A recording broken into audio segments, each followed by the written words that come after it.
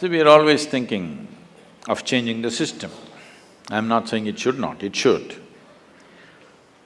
But within the existing systems, we can do many things, depending upon the individual teachers and individual educators, how they operate. Because when you try to change the system in your own time, when you want to change the system, you must understand any system. Even within the family, if you want to change a system, it will take many years. It's not going to change overnight. Sometimes a generation has to pass for it to change. To walk into your house with your shoes on, one generation has to pass, isn't it? So, instead of thinking how to change the system, yes, we must have the vision of changing the system, but within the system, how to do the maximum delivery is something that all of us should always look at. Otherwise, we are always talking about future generations without addressing the current generations. It'll never work that way.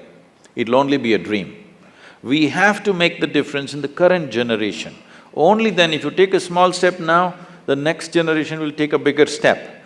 But without taking this step, we are dreaming of a big step, it will not happen. It will be just an idea which will not work.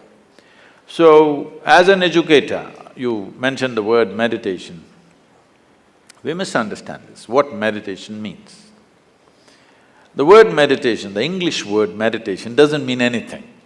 If somebody sits with their eyes closed, people think they're meditating, but you can sit with your eyes closed for many reasons. Unable to bear the world, you can close your eyes. Yes. You may be… in yoga there are many things, you may be doing japa, tapa, dharana, dhyana, samadhi, shunya, samyama, we don't know what you're doing. So, the word meditation is not specific, it is too general and it's not saying anything in particular. Let us say if we are thinking to align the word meditation with what we refer to as dhyan or dhyana or dhyanam as you go south. Because Hindi-speaking people, you have a way of clipping away the words in the end. We say Rama, you say Ram. You say dhyanam, you say dhyan. You're cutting off everything in the end, that's your option. But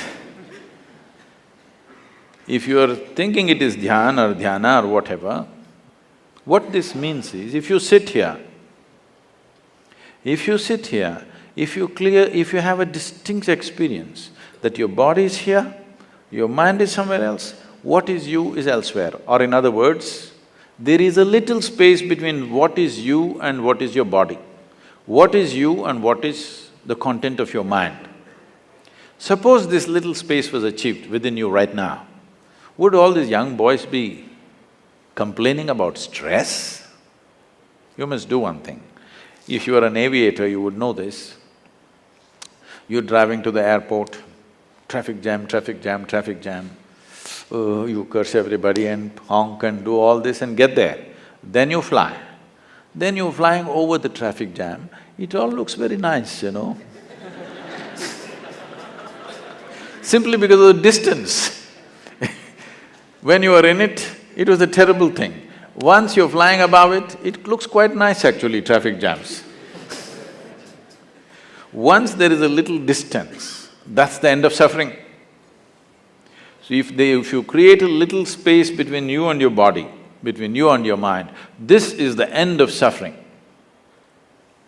Because there are only two kinds of sufferings in your life, physical suffering, mental suffering. Do you know any other kind of suffering? Only two sufferings. If you distance yourself a little bit, that's all. Distancing is not by attitude. Anyway, these are accumulations. You gathered this body, you gathered this mind. If you keep what belongs to you one way and what is you in another way, it's taken care of. So, we can teach you a simple method with which you can do this. Very, very simple process. Every human being is capable of this. Let's understand this. When it comes to external realities, all of us are differently capable. No two human beings are equally capable. When it comes to inner possibilities, all of us are equally capable. No human being has come better endowed than the other. It is just that most human beings never look in that direction.